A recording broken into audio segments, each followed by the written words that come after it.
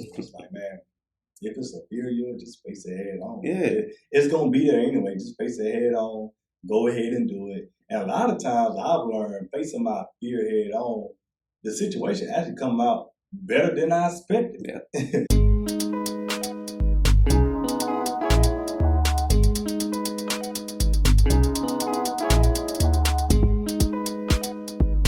Welcome back to the Too Stubborn to Fail podcast. I am your host, Darren Perkins. On this podcast, we like to tell stories about overcoming adversity. Today's guest, we got a real special guest, which I just found out. He's from the city, so I'm even more excited about that. Public speaker, published author, some call the voice of the underdog. Yeah. I like that. Jerry Smith, how you doing? I'm doing good, man. I'm Good. Good. Appreciate that. Me on, man. Oh yeah, man. Show, when you reached out, that it's a testament to, it kind of validates me a little bit for people to reach out to me and want to be a part of something that I built. Yeah, especially what you got going on, especially, man. So I appreciate keep you. doing what you're doing. And I love it. It's funny how it feels like it's all coming together, because I started last November with the podcast, and I just didn't really know what to expect from it. Yeah. I also like to add that this is the first episode since hitting 200 subscribers. Oh yeah. Yeah, we just hit 200 subscribers. They gonna go up. Oh yeah. Oh yeah. So Congratulations. the more people I meet, the more relationships I build, the more I guess promote it, and just with time. But I'm really networking. Yeah, so I'm really excited about it. But we just gonna hop right into it. Of course, we talked a little bit about you being from Union. How was it growing up there, and then moving? Talk a little bit about your childhood. Yeah. So I grew up in Union. I was born in Union. Mm-hmm. Grew up in Union and Killen. Okay. So that's why I did a lot of my childhood, early years of right. growing up. Then my mom moved to Georgia. Mm-hmm. I might have been about 6, maybe 7. Mm-hmm. And then I just lived the rest of my life in Georgia. Okay. But I would frequently come back here in the summer, right. Spring breaks and things like that, to see my family. But I did a lot of my growing up in Georgia. So most of my memories are in Georgia. I'm still learning a lot of my family in Union. Yeah. But nevertheless, Union is home. So okay. Yeah. So that's what I all started at, man. Just born in Union, man, and growing up in the countryside of Kelly. Mm-hmm. Tell me a little bit about your first introduction into entrepreneurship. My first introduction? My very first introduction into entrepreneurship was when I actually came to South Carolina on spring break, cutting grass. Okay. So my uncle-in-law, he just wanted me and he wanted his sons, which is my cousin there. Right. He wanted all of us to, just start learning how to do for self. So he said, hey, I'll grab a lawnmower and just go start knocking door to door.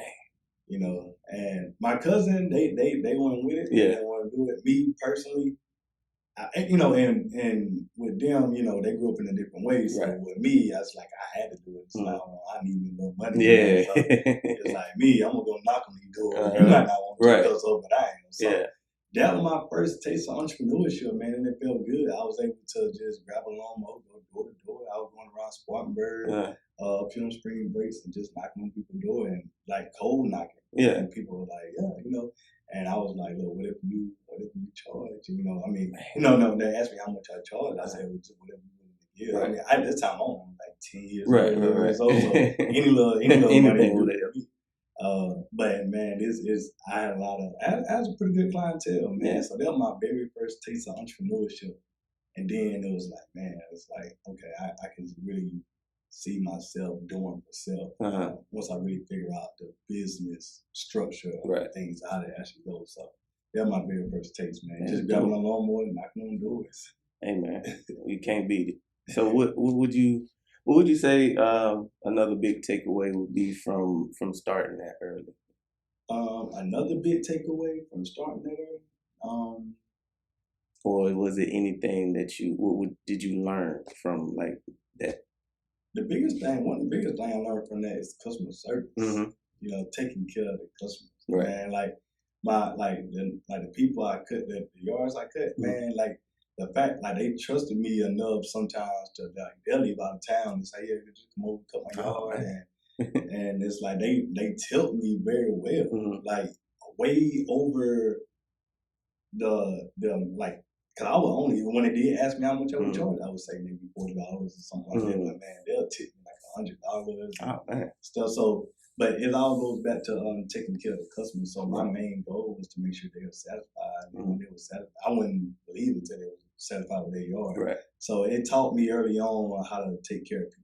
So when people ask me about business, I say I'm in a people business. Yeah, I like that. I'm in a business to serve others. You know, I'm in a business to serve people. I'm not in a business just to make out money. I'm in a business to genuinely see somebody else put a smile on their face, however they may be. You know, I like that. I like that. Customer service is huge in building relationships as well. Yeah. So, at what point did you get into writing? So I always been a writer in school. I wrote essays a lot. I used to like it. I used to be in English class. Right. I used to kill it. But then I used to start writing music. Back when I used to want to be a rapper. Okay. Back in high school. But what actually got me into writing books, I used to be just talking and sharing my story with people, and people would be like, "Hey man, you should write a book." I'm like, you got a book? I ain't done enough in life, to write a book. At this time, when I released my first book, I was only 26, 27, maybe 20, somewhere around there. And I was like, I haven't done enough in life to write a book. And then like people were like, no, you have, bro. Like, you got a story, you can help somebody. So I'm like, all right, so let me start working on it. Let me just see where it goes. So I wrote it, man, and I loved the whole writing process. It's like, man, like actually writing, like, it allowed me to just flow with my own words and just knowing that I don't care if somebody take one sentence from the book, I help somebody. Right. So it's like, man, and that's what really motivated me to really start writing. Just from other people just telling me like, hey, you should do that. Like, you should write. You should be a speaker. And you should. People even told I should be a preacher. I'm like, I don't know about a preacher now. I mean, I'm still human. Yeah. But on the real, man, it's like, just having that support from strangers. I didn't even know these people. And it's like, man, you should write a book. It's like, man, the rest has been history, man. So I've just been loving writing ever since. That's a dope story. And it's funny that, like you said in the beginning, when it was first mentioned to you, like, it wasn't even a thought of yours. Yeah, right. You didn't even have it on your mind, but you fast forward and now you're on book number 2. Yeah. So it's funny how, planting seeds and how that can come to fruition with just, who knows if you would have ever written a book if nobody ever told you. Yeah, that's true. I never even thought about even being an author, let alone the self-published author, my own publishing company. So it's like, man, like, how you go from not even thinking about writing to now you got a publishing company, you self-publish your own book. So it's like, man, it's crazy sometimes if they think about it. But yeah, man, I appreciate those people for pushing me to do it. I really do. So yeah, that was pretty cool. That's dope. So how does one become an author? What are some of those beginning steps? Some of the beginning steps to becoming an author is really getting out your own way.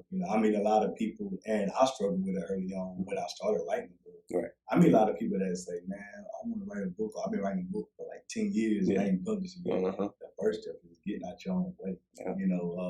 Get out the writer's block. Just isolating yourself so you can truly flow with your writing. Just getting out your own way, man. That's the first step. A lot of people think the writing part is the hard part. Right. It's not. It's actually, for me anyway, it's actually the easy part. It's actually the hard part is the other stuff that come with it. The publishing, making sure getting with my editor, grabbing a whole team behind it, because it really takes a whole team for a book project. Even though my face is on the cover, I got a whole team that helps me produce this. But yeah, I would say the first step, man, just getting out your own way. That's the very first step I would tell anybody. Just get out your own way. Just start writing. Just let it flow. Don't overthink it. Right. A lot of people, they overthink it. I don't know what to write about. Just let it flow. Just let it. It'll come to you. Especially if it's something that's true. and that's coming from you, it'll come to you. So I think that's a real relatable skill because I think initially, like with whatever you do, you got to get out your own way.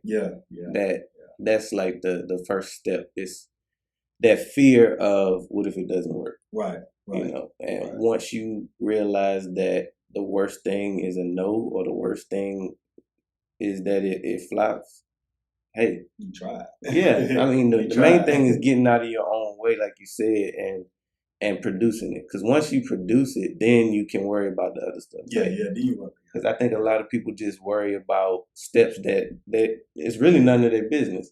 Your main goal is to write that book. Your main goal is to create that podcast. Worry about the other stuff later. Right. You know, the thing that you need to create, go ahead and do that, and everything else will take care of itself. I agree, man. I agree. That's true. So that's dope. That skill transfers to everything. What would be some tips that you would have for somebody who's looking to write their first book? Some tips looking to write their first book. I would say one tip is get you a mentor. Mm-hmm. Get you somebody that has done it. Get you somebody that has went through the process. It'll help your process be a lot easier. Right. You know, when I started actually getting serious with my first book, I actually reached out. I got a mentor, Ash Cash, out in Atlanta. Yeah. He from New York, but he down in Atlanta now. He done wrote a lot of books. So I reached out to him. He had a book writing program. Okay. So I reached out to him. I paid him for the program, paid him for the mentorship. He showed me the game, the whole thing from A to Z on how to go from the writing to the publishing to the marketing to everything. So my one tip I would say, just definitely get a mentor. Right.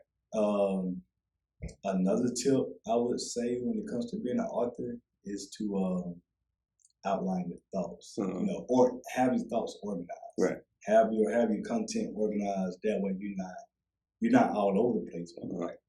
I think a lot of times, you know, we get into writing projects and we be all over the place because we don't got it organized. So organization is definitely a good tip I've learned early on. Just being organized, it makes everything, the whole process, a lot smoother. Right. Yeah, man. Those are two of my first tips that come to mind when I think about author, man. Just having a mentor and being organized. Oh, also having a team. Okay. I got to stress that because being an author it can be a lonely road. It can be one that's like, man, like you have doubts in your head sometimes, like, man, can I really do this? Can I? But if you got a team behind you, got people that's ready to support you, that's pushing you, help you push that book, bring that book to reality. It's like, man, like that's love. So that's another tip I would say. Just, you know, networking with people, having a good team, man. So between mentorship, organization, and building a team, you got it. You know, man, it's crazy. It's like that's another thing that just translates to entrepreneurship in general. Like all of that stuff that you named is just stuff that you need for any business to thrive. I agree. You know, because I mean, you got to have a team at some point. You can't do it by yourself. You need a mentor. You need somebody to look up to, ask for guidance, and just, if nothing else, somebody that you can see where you're going. Because just because, you know, all mentors aren't people that you pick up the phone and call. Some people you can admire from afar and use that as proof that it can happen for you. Yeah, that's true. You know? Yeah, that's true. And that's I think that's a big tip for anybody out there. Is just, even if you can't really necessarily afford a mentor or, you know, have those people around you, that's what the internet is for. Social media is full of people that you can aspire to be, and, you know, just watch what they do and emulate it. Not copy, emulate. You know, come up with your own formula, but it's nothing wrong with admiring somebody from afar. And that's key to say that, emulate and not copy. It's a difference. Big difference. But it's okay to emulate. Yeah. It's okay, because the way I see it, man, is what you want to do has already been done before. Yep. You should just find somebody that did it and that has done it well and learn from them. It's already been done before. You know what I'm saying? We don't recreate. It's hardly ever, like, you got people that are innovators or creators, or you got people that may create something brand new. Right. But then more often than not, you got people that already done what you want to do. You just got to figure out, okay, how can I learn from them, and how can I bring that game to me, right? And how can I learn the game and do what I need to do for it. But yeah, emulating is dead for me. And you know what? To me, it resonates the most with music. It seems like the more music that I hear, especially older music, you start to realize, damn, this was sampled. This was sampled from this. And then it might have been sampled maybe 3 or 4 times before something dropped in 2022 it's new, you know, with a twist on it, but you know, it was something that they just remixed or sampled that they made it sound even better. Yeah, that's true. Yeah. Yep. All they did was just emulate it. They took a song from the 70s that was hot in the 70s. They just brought it back in 2022. Or they just used the bass line. And they just used the bass line. Something simple. Yeah. You know what I'm saying? Yeah. You're right. I think that's dope. So what's your process like when you get in book mode? What is some of the things that you do to make sure that you're pushing out a good product? My process for myself when I'm in book mode, like the second book. This year, I've been in book mode all year. On this, I just released my second book last Friday. So, but my process is I make sure I'm scheduling. I make sure my schedule is organized. I make sure I put time on my calendar to write, not just I just write when I feel like it. No, put a date. Put a time on the schedule. Okay, I need to be in my office right now this time. But before that, my process is I'll start with the end in mind. So I put my release date. Like I knew last year I was gonna release my book this year. You know what I'm saying? So I put my release date out there for myself, without telling my audience first. But I put it for myself. Saying, okay, this is the date I will release my second book, and then I have to work backwards from there. Okay, well, what do I need to do to get to that date? So now I need to start here. Okay, hey, now I'm in planning things. I'm in planning mode. Okay, let me write down my notes and let me do some research. What do I need to do? All right, now I got that gathered. Now I'm moving to the next phase. Now I start writing, scheduling my writing times, blocking out my writing times, being a father and a husband. That's very important because I got a whole family to take care of. So I gotta block out time for me to write and focus on the book. But there's some of the things I go through with my process of, and then my third phase once I get done with the writing. Like I said, after I get done with the writing, the rest is kind of downhill. I got I send it to my editor, my graphic designer, all that stuff. Kind of tidy up. Then I go into the phase I'm in now, which is the marketing and the promo run and stuff like that. So all of that ties in together, but it's a good process. But you gotta plan it out and be strategic with the process. But I always start with the end in mind. I put a release date up, and sometimes, man, when I know that I'm pretty certain on that release date, I would share the release date to my audience. So now I'm holding myself more accountable because I done told these people I got a book coming. I got a book coming on that day, so I need to make sure I deliver it on that day, and I would feel like I let them down if I don't release that book on that day. Man. So I knew a year ago I was going to release the book today. I knew a year ago I was going to do this conference next month. So I always start with the end in mind for me. Anytime I start my process on anything. So what I hear from that is being intentional about you, real intentional about your goals. Like you said, you put that date out there. You holding yourself accountable. You scheduling time to just write. And making it, like I said, being real intentional about your goals. That way, there is no excuse. Because when you eliminate the excuses, you don't have anything. Just get to work. Yeah, that's it. Just do the work. Man, that's dope. So, just the writing portion, how long would you say it takes you just to write the book? How long? That's the question. That one I get that a lot. That varies. It varies depending on what I'm writing. But these books I'm writing, share my personal stories and experiences and stuff. really, when I really hone in, I can really get a book done in like a month. Okay. Writing wise. Just writing, yeah. Yeah, if I really just like, and that's my rough draft. Right. That's my rough draft first manuscript. I can really be done in like a month. You know, but from A to Z, the whole writing, because mind you, I do that's the first draft. I send it to my editor, they kick it back, we go back and forth. So for me to get to the final manuscript, it normally take me about a good 3 months. Okay. Yeah, about a good 3 months for the whole entire writing process. But it's not bad. Yeah, about 3 months. Yeah. Okay. That seems pretty thorough, and that's honestly that's what I thought. I thought like you said, once you hone in on the project and you figure out what you're writing about, it really doesn't take that long. Yeah. I mean, I know some authors, they write a book in 24 hours. You know, that's a whole nother level. Yeah, right yeah, that's a whole nother level. Yeah, I'm not at that level. Not me. But yeah, I guess it all. Then I guess it all kind of go back to people in their lifestyle. How much time can you allocate to it? You know, do you got 24 hours to allocate towards it? You know, can you block out 5 hours a day? You know, me, you know, I kind of keep myself at a nice steady pace when I write. I don't want to overwrite. I don't want to overstimulate myself. But I don't want to underdo it either where I miss my deadline. Because even going back to the process, I put myself on deadlines. Like not only with the release date, but okay, hey, I need to this date I want to have it to my editor. This date I want to have my book cover finished. You know, whatever the case. So I put myself on deadlines too.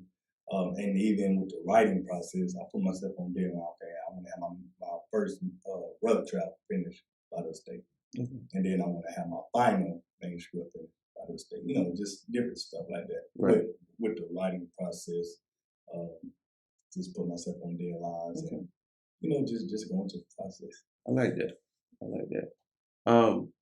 So at what point does public speaking come into play? Like when did you know that you wanted to get in front of people? Like I've always been in front of people. Like that's me. I've always been a people person. You know, and it's crazy because I'm outgoing, but I'm a very private person too. You know what I'm saying? Like I like just give me my wife and my kids, I'm good. You know what I'm saying? But I'm a very people person. I've always been a people person. I've always, like growing up, I was in sports, so I was captain on sports teams. In school, I used to speak in school sometimes. You know, just different things. Even when I went to jail, and that what prompted me. Well, that I shared it in my first book. Even being in jail and being 17 and able to stand up in a room full of men, other men, grown men in here, and able to speak to them, speak life into them, that was a game changer for me. I'm like, man, like I'm 17 sitting in the county jail, and I got older men saying, hey, nephew, come holler at me, come drop some game on me. I'm like, me drop game on you? Like, hold on, like, put me other way around. You know what I'm saying? But so I've always been in front of people. I've always just been a talker, you know. But it's not how much I talk, it's what I talk about, because I like to inspire people. I genuinely always love seeing people do good for themselves, whatever that may be. You know, so that's kind of where the public speaking came in, and then now it turned into a more formal public speaking, I guess, because now there's events and stuff, and you know, stuff like that. But yeah, so I would say the speaking was before the books. Actually, that's what I would say. Yeah, normally is the book get you to your speaking, but for me, it was the other way around. Like I was just talking, speaking to people on the retail, like not like just being me. And it's like people are like, hey man, look, you need to start charging. Like you need to write a book, or you need to. I'm like, nah, but this is what I do. I like helping people. So I've always been a speaker in front of people for a while. So that was actually before the book. So that's dope. So. And it's funny that you said it, explained it that way, because public speaking is a fear of so many people.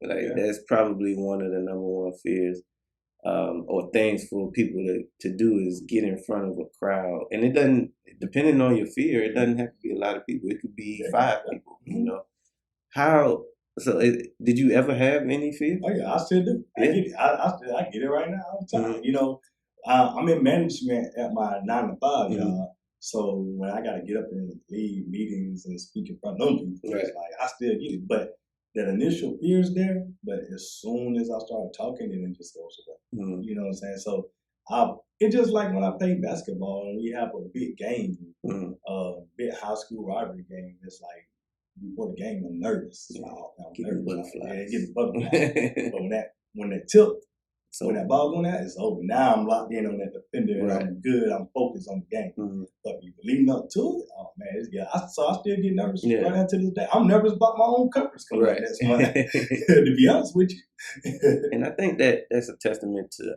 like how much you care about things going well. Like you want it, how you envision it in your head. Obviously, is what you want to come to fruition. So, you know, that nervous feeling is normal. And I'm glad that you didn't say anything about being an introvert, because when I hear somebody say that they're introvert now, it's kind of like a trigger point for me, because everybody's not an introvert. Right. You're just scared. Right. You scared. Just say that. Just say you scared, because, you know, even like you said, even, you know, being established in speaking, you still get butterflies. It's still that nervousness that comes like right before the event. Doesn't mean that you're an introvert. It just means that, you know, it's normal human behavior. Fear is normal. Right. You know what I'm saying? I just learned to face it head on. Right. You know what I'm saying? Not run from it. It's something that's normal. It's part of life. You know what I'm saying? We all have different fears every day. You know what I'm saying? And as we progress through life, those fears changes. But we all have fears every day. You know what I'm saying? But you just face them head on. So that's why, like I said, it's a trigger point when people say, well, I'm an introvert. I can't speak in front of people. I'm like, or people say I'm an introvert. I can't. No, people, they tell me they want to be in business. Right. But then they say they're an introvert. And I'm like, okay, well, or they say, well, I'm an introvert. I can't do the customer service. Then you're not really being in business. Because part of business is dealing with people. Right. Talking to people. You know what I'm saying? So you're not ready to be in business if you allow your fear or your introvertness to get in your way. You know, so that's a trigger point for me too. So it's like, man, if it's a fear, you'll just face it head on. Yeah. It's gonna be there anyway. Just face it head on. Go ahead and do it. And a lot of times I've learned facing my fear head on, the situation actually come out better than I expected. Yeah. Because I had the fear in my head, like, oh, I'm nervous, I'm scared, man. Like, I don't know if I'm gonna do it. I don't know if I'm gonna speak it. You know, and the crazy part about it, I grew up stuttering. I had a big stutter problem growing up. I used to have to stomp my feet and stuff. Man. And it's like, how do I go from stomping my feet to stutter to now speaking in front of people? It's like, you know what I'm saying? Yeah. But I faced that fear. You know, and I took the necessary skills to learn my speaking skills. You know, I took Toastmasters. I took even some of my public speaking classes in college. You know, so I took different things that actually helped me with the skill set, because I did not want that. I did not want my stuttering. I didn't want anything to be an excuse why I can't speak freely or speak to whoever. You know what I'm saying? So, man, yeah, that's that. I still stutter from time to time, like now, but not as bad as it used to. Right. But I did not let that stop me from being a speaker. That's the main thing. The main thing is you didn't let it stop you. And like you said, look at you now, hosting events. So I mean, you don't go straight from stuttering to that. You took the necessary steps to work on yourself. Yeah, that's it. And now you're reaping the benefits from that. That's it. It's a process, man. That's dope. You just go through the process. So do you have any tips for anybody who is looking to like overcome that fear of whatever it is, that thing that they want to start? Overcome that fear that they want to start. I would say just do it. Because a lot of people, they feel like they gotta wait till the right time. There's never a right time. Nope. You know what I'm saying? There's never a right time. It's just like the whole conversation about marriage. People say, well, I'm gonna get married at the right time. Never a right time. You're just gonna do it. You're gonna bet your life with that person, because that's who you gonna bet it with. Right. Scared or not, just do it. You know what I'm saying? You gotta just do it. So I feel like when I just go into I'm just gonna do it. And like that's with anything I've done. Like even with this is my first conference I'm doing, by the way. So it's like, man, I'm telling you, like I still get butterflies about this whole thing, but it's like, nah, just do it. Just do it. I've been holding out for too long. I'm telling myself, well, I'm gonna do it. Nah, just do it. don't tell yourself you're gonna do it. Don't. And I will also say, change your terminology, change how you word things. You know, so don't say, "Well, I'll do it," or I'll see about. No, I'm going to do that. Right. You know what I'm saying? Maybe I'll do that. No, I'm going to do that. Be intentional. Go back to intentions. You know, be intentional about what you want to do. So if you know deep down that you want to be an artist, speaker, even if you want to be an NFL player, whatever you want to be, just do it. Put your mind to it and do it. I literally feel like it's nothing out here that we can't do when we put our mind to it. I legit believe that. That's facts. That's facts. Commercial break. Okay. And we'll be right back after a word from our sponsors. Real Dope Photography is more than just dope photos. It's a celebration of your brand, beauty, and confidence at any stage of your life. Our goal is to capture the greatest moments in your life and the world around you. Visit our website at realdopephotography.com. That's realdopephotography.com. And the real is spelled R-E-E-L. You know, like a reel of film. Make sure you set up your free consult today. Mention the Too Stubborn to Fail podcast on your booking form in the How Did You Hear About Us section, and you can receive a 20% discount. All right, let's get back to the show. Welcome back to the Too Stubborn to Fail podcast. We got Jared Smith in the building today. Just to continue the conversation, it's funny that we naturally came to this, but I already had it kind of scheduled for us to talk about accountability, because I'm big on holding myself accountable. Yeah, me too. Me too. You know, it's actually a big part of my brain. Yeah, you me know, too. It's literally like I could, whenever I feel myself coming to that point of slacking or just not getting it done, I always just look at my wrist and I think to myself, like, am I being too stubborn to fail? So it's so big for me to come up with a brand that I can not only promote but live, you know, and it makes it easier for me to spread that message if it's actually something that I'm doing. So we touched on accountability, and we also touched on, you know, how you use it. But what are you doing to hold yourself accountable outside business? To hold myself accountable outside of business, I actually have a life coach that I talk to every week. So he on my head every week. Yeah, I'm telling you, he on my head. Even days I don't feel like talking, I don't feel like talking to him. He was like, "Nah, bro, we gotta get on the phone." Yeah. I was like, "Hey, bro, have you done this? Have you done this? Have you?" So he's on my head, holding me accountable, and I wanted that because that helps hold me accountable. You know, I wanted that outside force. You know what I'm saying? But as for myself, I know when I start slacking off, when I get into a funk or anything, man, it's like I have to start talking to myself. Like, what you doing? Like, you better than this. What you doing? Like, pick yourself up, get back to it. You know what you can do. Like, you know what you can do. Go do it, man.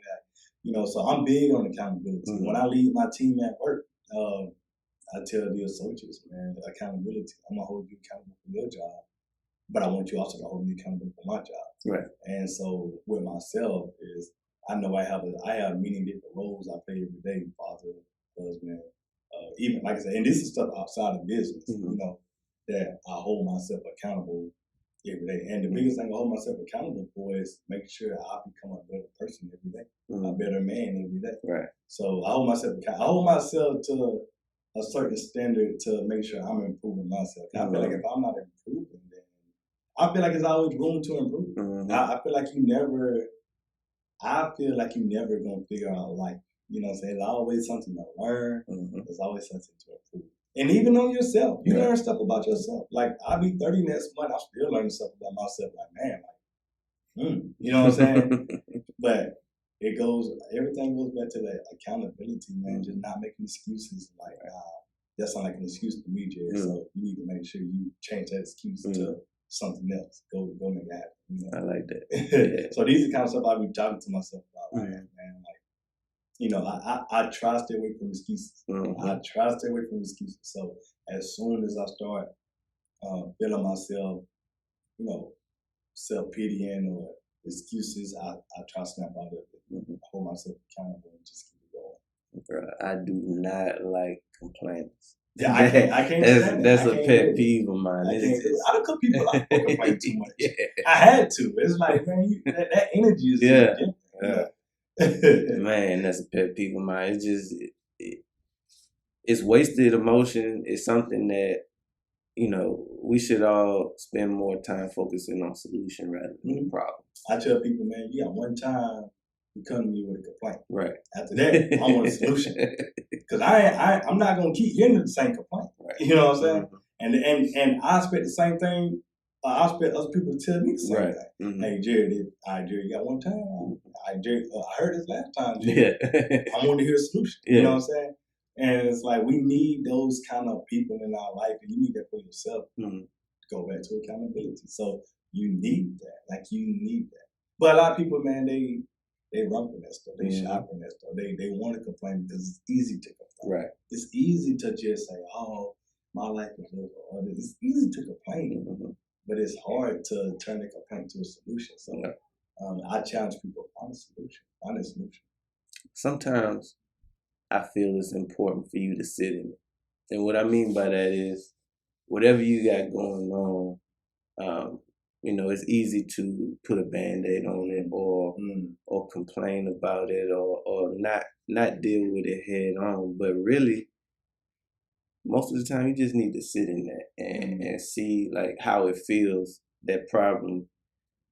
Getting tired of that problem, like truly tired of it, is the only thing that's going to make you change it. So, you know, grabbing a drink or putting it off and not thinking about it, that stuff can be dangerous. Yeah. You know. Yeah. So sometimes you just gotta sit in it and realize that this is your situation, and the only person that's gonna get you out of it is you. Is you. Like, you gotta own up to whatever your situation is. Most of the time, it's you. I don't care what it is. You know what I'm saying? Like, I know you got uncontrollable circumstances sometimes. Don't get me wrong. Right. You know what I'm saying? But it's like, okay, but I ask myself, if anything happened to me in my life, I ask myself, okay, what could I have done better? Like, what could I have done better to prevent that situation from happening or prevent it from getting that bad? You know? So if for example, if I got myself in a situation where, okay, I lost my job and now I'm out, I don't got any money or anything, but what was I doing beforehand? Was I saving my money? Spending it? You know what I'm saying? What could I have done better that could have made the situation a lot less stressful? Right. You know, just accountability. Like, I'm hard on myself, really, I guess. Right. Hey, like I said, like, I'm my biggest fan but worst critic. I'm my biggest fan and worst critic at the same time. You know what I'm saying? Like, I pat myself on the back, but I also tell myself, like, you messed up on that one. Like, you gotta make that back. Like, you gotta, because it's your fault why you're in that situation. And nobody's coming to save you. And nobody coming to save you, man. Like, nobody, no handout, no nothing. But that's what people want. A lot of people want handouts. A lot of people, man, that's another story. But we talked about it. We touched on it earlier. But what your work-life balance? What is that like for you these days? Honestly, I wish it was better. I ain't even gonna lie to you. Work-life balance, because being in management at my 9-to-5 job, working outside of that job on my own business and stuff, and also trying to maintain the household, make sure I still get my girls their time, my wife her time. You know, just still trying to balance all that. I ain't gonna lie, I struggled with that for the longest, and I ain't even gonna hold you. I'm just now, maybe a few months ago, just now getting to a point where I got good control of my schedule and my time management. The time management is a critical key to it. So when it comes to work-life balance, I also wrote about that in my book. And just go back to that time management, it wasn't until I got more organized and control of my time, it was like I started having a okay work-life balance. It's still not where I wanted to be at, but it's way better than where it used to be. Right. But nowadays I'm busy. I'm busy. I'm on the go, man. I be busy.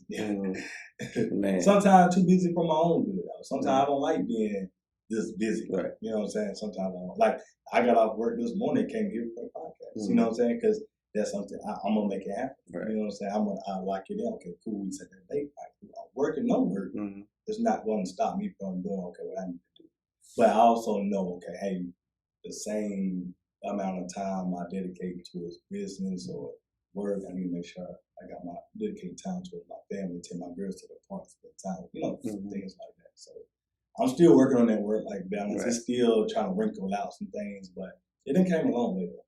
Man, I just not to put you on the spot, but I just always like to get different entrepreneurs' perspective on that, because like you said, it's not something that's going to be perfect. Yeah. Everybody has a different approach, and sometimes it's not that much different. But I just always like to get the perspective of business owners on how they tackle work-life balance, especially with having a family and a job and a business. That's three different lives. Yeah, it is. But and then that's why I would say, man, having a cheat code for me, man, is like having a spouse, man. Like you got somebody in your corner, it actually helps your work like that. She handle a lot of stuff that I'm like I appreciate you. You know what I'm saying? So her help has been helping me get a better work-life balance because she know how much work that I'm doing. She know what I'm doing. It's been helping me create a better work-life balance for all of us. So I would say that's one of the hidden gems, man. You can find somebody that's rocking with you. It's like that can help take on some of that load and help you out. It could be little things even. It could be small things that'll help you. That goes a long way. It I don't know. It could be something simple as I don't know. She had your work closed out. Just something simple. I don't know, but anything that somebody can do that can help you. And my wife had helped me with my work like that. She been a big help. So yeah, definitely. Man, yeah. Shout out to her for real. Shout out to the wives. We got one in the studio right now. Yeah. And we can't do it without you. We can't do it without you. That's that just brings me right along to like, what does your family mean to you? Oh, everything, man. Family is probably my number one priority. My life coach, he's my life/fitness coach. Right. But sometimes we talk business, sometimes we just talk life. Either way it goes, he holds me accountable. Right. But he asks me every week, man, what's your standard in life? What's your priorities? And he asked me that stuff. And it's like he really had me thinking. I'm like, and I don't really have to think much of my priorities. My priorities are my family.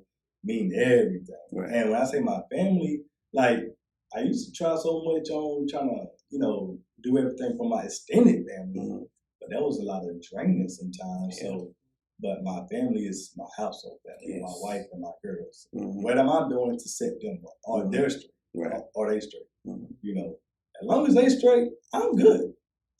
Everything else kind of take care of itself, and I can kind of help where I can, but my family mean the world. Like my girl, like just being able to see my girls in a decent neighborhood today. I bought my first house last year. Congratulations. Appreciate it. So just being able to see them in a neighborhood, they got their own playroom and not having to grow up in the environments I had to grow up in, that brings me peace. And it's like, man, that and at the end of the day, it's family is everything. It's family is everything. Family is business too. You know what I'm saying? Me and my wife, we have a lot of family business talks because we run our household like a business. Right. So she's the CFO of the household. I'm the CEO of the household. I'm the head, but she's the CFO. She handles all the finances. I got an allowance. She put me on allowance. You know what I'm saying? But she's better at financial discipline than I am. Right. I got the knowledge. We both, got the game, but and everything we're doing financially, everything mentally, whatever it may be, it's all the benefit for our girls and our family. So family is very, very important, man. Like crucial. Everything you said, I 100% agree. And being a girl dad, what is that like? Being a girl dad, man, it's Yeah, because I got 2 girls. I got 2 girls, and I thought the second one would be a boy. That's what we was wanting, but we was like, we found whatever God gave. So being a girl dad, man, it's a very enjoyable experience. You know, my girls love their dad. And I feel like it's very important that men, especially black men, are in our children's lives. Yes. My girls look at me like I'm their hero. You know what I'm saying? They don't see no wrong in it. Right. You know, and it's like their mom, she'll get on to them, she'll tell them. But it's like when I tell them, it's different. But just being able to be that leader for my girls, be that father for my girls, and be that protector for them, be that comfort. You know what I'm saying? My girls come to me about everything. You know, I talk to my girls like humans. You know, I even apologize to when I'm in the room. You know, Dad, sorry, I was wrong. Yada yada yada, because that stuff is very important. Yes. You know what I'm saying? I don't have a mentality of I'm the parent, you the child. You do what I say. Right. Nah, I can learn from my child. I can learn from my own child. My 4-year-old taught me stuff. You know, so being a girl dad, man, is very enjoyable. I love it. I love everything about I love my girls. Yeah. Like you said, it's so important for us to be present in our kids' lives. And not only as a black man, but as a father of young women, it's so important to give them an example of what a man should look like, what a man should do, what a man should, how a man should treat your mom. Yeah. You know, so I mean, it's so many reasons why you should be present in your kids' lives, but I think it goes a step further when we're talking about raising young women, because I'm not gonna lie, it's always in my head. We have a 3-year-old daughter, and I'm trying to keep off that pole.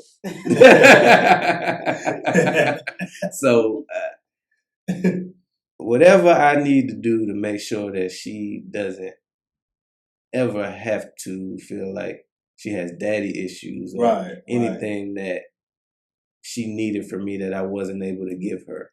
You know, that's something that constantly drives me to be a better father. Right. Yeah, same here, man. I don't provide a different realm of life for my girls that I didn't have. You know, and my dad, man, we got a good relationship today. So shout out to my dad, but he wasn't there growing up. And it's like I felt that growing up. I want my girls to. My girls see me every day. You know, I want them to make sure that daddy is here every day. You know, I got you.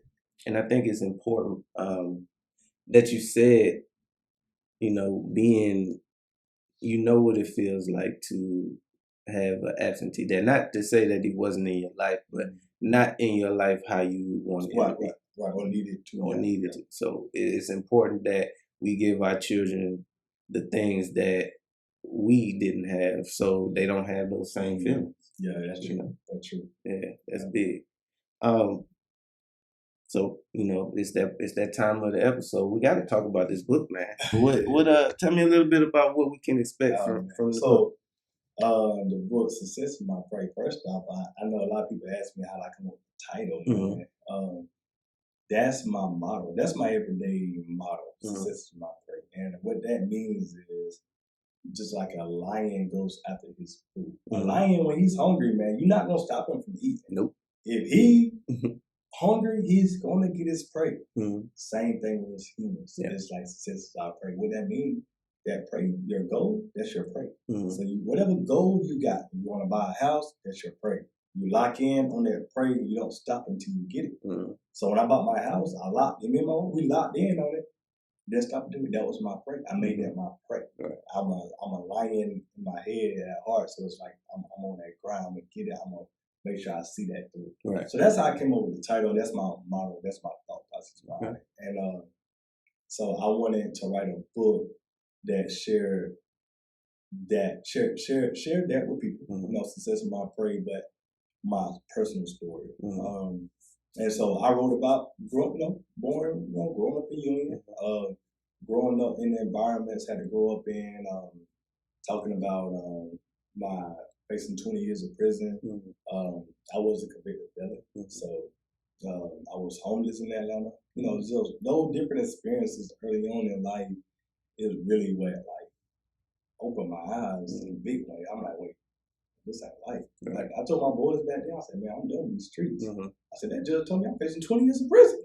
I'll be 37 when I get out. That ain't life. So when I caught my break, I'm like, all right, success is my break. And that's where it started. I'm like, wait, success is my break. And then it just went from there. So I'm like, man, success is my break. And as I started changing my life and evolving into a better man, I'm like, this is my break.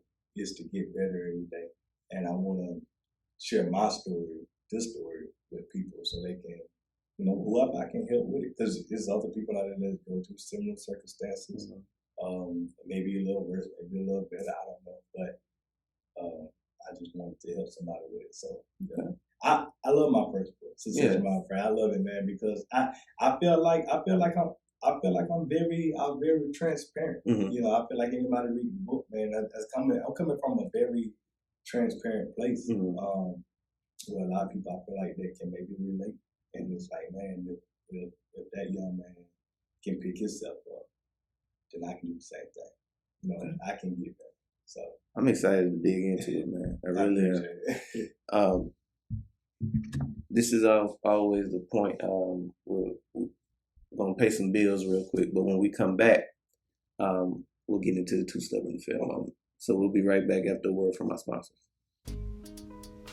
Built on a passion and love for art, All Things Design is here to create spaces you will love and custom designs and memories that will last a lifetime. All Things Design specializes in event design, interior design, corporate design, custom design projects, and home closet organization. And that's just to name a few. Communication is key. We're here for whatever you need. We'll help you solidify your vision and keep in constant contact until your dream is realized. All Things Design, a step above the rest.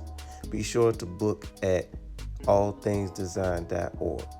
All right, let's get back to the show. Welcome back to the Too Stubborn to Fail podcast, where we tell stories about overcoming adversity. Make sure you like, comment, and subscribe to the channel. Again, we do appreciate the 200 subscribers. We look forward to just growing the podcast, and it really means a lot to me that people are tuned in and really learning something from the content. We always like to wrap up the episode with a Too Stubborn to Fail moment. Basically, a moment where you had to overcome adversity that sticks out to you the most. I know there are many. We all got plenty, but what's that one moment that sticks out to you the most? Now, one moment while you're too stubborn to fail. One moment while too stubborn to fail. I don't want to use the jail and the homeless and stuff. I mean, that was the beginning. But I would say another moment while I'm too stubborn. Okay, when I went back to BMW, that's my 9-to-5 job. I'm at BMW. So when I went back there, I was at a company before that. I had a lot of people, my family, everybody was like, don't go back to BMW, don't go back to BMW. It's not good. You gonna even have people tell me I was gonna fail. So I'm like, I think So anyway, I thought on it. The other company, man, they offered me more money to stay, and it had me thinking. So I said, all right, I'll go back and think on it. So I'm talking to family about it, and other people in there. A lot of people wasn't with it. And it's like, well, for me, I know what I can do with BMW and help set up me and my family. So I went back and I applied for the job, like the role I'm in now, just different things like that. And everything has been the history ever since. But in that moment, I knew I was just too stubborn to fail. I was like, nah, I can't. I'm going to go back to BMW. And my decision, even though other people were saying don't go back, I still made that decision to go back. I went back and then I'm paid out tenfold. So, but that's because, like you say, that moment was that's a too stubborn to fail moment. I was too stubborn to listen to the people that telling me not to do it. Right. I was too stubborn to listen to the, like I said, the naysayers, listen to this, listen to that. Listen to my own doubts, because people telling me that stuff created doubts in my mind. Right. I'm like, man, is this really the best decision? You know? But nevertheless, I made that decision and it paid off tenfold, man. So everything been going good with it. God, bless God on that. God bless on that. So I appreciate that. But yeah, that was my too stubborn to fail. I feel like I was just too stubborn just to listen to them people tell me what I shouldn't be doing when I knew in my heart what I should be doing. Okay. So, yeah, that was a dope moment. Appreciate you for sharing that. Where can the people find you? All your social media platforms. Where can they get the book? Basically everything. Yeah, so I'm on my website where they can order my book, both copies of my book. My new book called Rich Attitude, What I Wish I Learned About Money Growing Up. So they can find both copies of my book and tickets to my conference next month on my website, JANDERSinspires.com. They can find me on social media, Facebook, Jared J. Anders Smith. Instagram, JANDERSinspire.com. Instagram, JANDERSinspire, my bad. Yeah, and those are social medias I'm on. That's my website. That's what I'll be doing. I'll just be chilling. Okay. And you did mention it almost. I can't get out of here without talking about the conference. What is the event that you're getting ready to host, and what can the people expect from that event? Oh man, so this is a business and professional networking event. It calls the system my pre-conference. So obviously, theme behind my first book, theme behind my motto. But it's a business and professional networking conference. So I got business owners, I got professionals, I got executives coming out that's gonna be out there just networking, and it's just a networking event. But I got speakers, I got a panel of speakers. I got some multi-millionaires in the building that's gonna be there. I got a lady flying in from Texas, speaking on the trucking industry. She own like 140 trucks. So yeah, so she gonna come in to drop some game. Okay. So what people can expect, man, just expect to come and pick up a lot of gems from people that's smarter than me and people that are in way more advanced positions than me. Like I'm around people that got way more money than me. But it ain't even about the money. Right. It's about the content, the gems that they can bring. And I just wanted to put together a conference because I know a lot of people, they say, well, I wish I could network. I wish I knew this person. Well, my goal was to, let me see what I can put together. Put everybody in one room. Right. And we can network, we can talk, we're going to drop some games, and you're going to have a good time. And it's my 30th birthday on that day. So nice. I'm going to tie into my birthday celebration at the end. I got the red carpet. It's gonna be pretty nice. It's gonna be pretty nice. Hey, man, if you need Too Stubborn to Fail to pull up and cover this event, we'll be happy to do so. I think we actually need to talk about that. Man. That sounds dope. Like I said, I'm less than 30 days away. I just had a meeting with my team yesterday. We're in crunch time now. We're less than 30 days away. So we right here tidying up everything. And glad to put the finish touches on it. But I'm pretty excited about it. It is my first one. And I'm pretty excited about it, man. It could be in Greenville, right there in Greenville, Sacramento. So I'm loving it. I'm loving the process. I'm loving the process, but I think a lot of people are going to be able to pick up some gems from it. Okay. A lot of good stuff from it. I like it. So just to clarify, give us the date, the location, time, and if it costs. It's October 9th, which is my birthday. So October 9th. Doors open at 1:30. Okay. The event starts at 3. Okay. I'm doing a book signing for my new book at 2:15 that day. So I'm gonna do a book signing for people that come to rock. Start at 3. It ends at 7. $50 general admission. There's $95 for the VIP, limited VIP. I can only bring in 50 people in the VIP. So. Limited VIP vendor opportunities are available also. So I got vendor slots available. Those are 70 of them. Okay. But so those are some of the details on it, man. I'm just excited, man. I got 6 speakers on the panel, and then I got Moody Black opening up with some poetry. So I got a little bit of entertainment in it too. I didn't want it to just be a Q&A. Yeah. I didn't want it to just be just a traditional business and networking company where you go and you just listen to people speak all day. And, I want some entertainment in it. I want some flavor in it. So I got Moody Black doing some poetry. I got the Give Back segment when we talk about the importance of giving back as business owners and just as people, just giving back to each other, giving back to the community. So I'm pretty excited about it, man. That's dope. That's dope. This is so much bigger than just a conference. This is an event. Yeah. It's like for me, it's like, man, like this is really something that I feel like, because again, I'm in the people business. Right. So I'm a people person. I've always been, and I've always known a good bit of people. And it's like, okay, well, what can I do that can really, how can I help this business owner? How can I help this business? I might not have the answers for it, but I connect you with somebody who do. You know what I'm saying? I can connect you with somebody who do.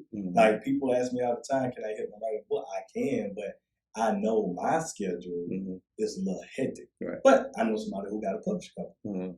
She can help you just as much as I can. Perfect. You know what I'm saying? So I don't mind passing the baton. I don't mind putting you on. So this event is about bringing my network of people that I know out, so they can drop gems and gain on for other people. And this is for aspiring business owners, people that's already business owners, like that. So it's gonna be pretty dope, man. It's gonna be pretty dope. I'm pretty excited about it. So I can't wait. You got me excited. I can't wait for it. But before we get out of here, is there any closing remarks, any words of encouragement, anything that you want to leave us with?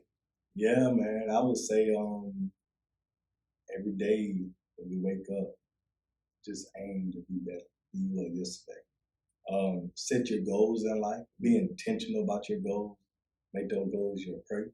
And don't stop until you see them through, man. Like don't stop until you see those goals through. I don't care what the goal is, how big it is, and I would even encourage people to set big goals. I challenge you to set big goals so you can grow into the person for those goals. So even though you may not be this mega business owner, don't mean that it won't grow into that. Set big goals and just keep going. Don't stop. So I just love inspiring people. So I like motivating people. I motivate my team at work, from in work, out of work, at home, my girl, wife, whatever. And I tell them, and I tell everybody the same thing. Never stop. Just keep going. Just keep getting better. Always be a student of life. That's my biggest thing. It's something you can learn every day about life.